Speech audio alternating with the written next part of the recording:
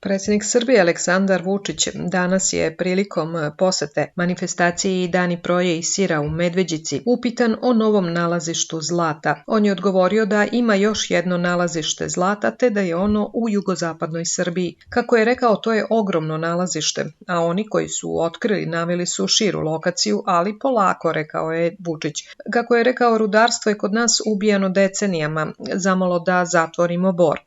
Đinđić i Koštunica su nudili ljudima kikiriki i proizvodnju nameštaja, rekao je tom prilikom Vučić.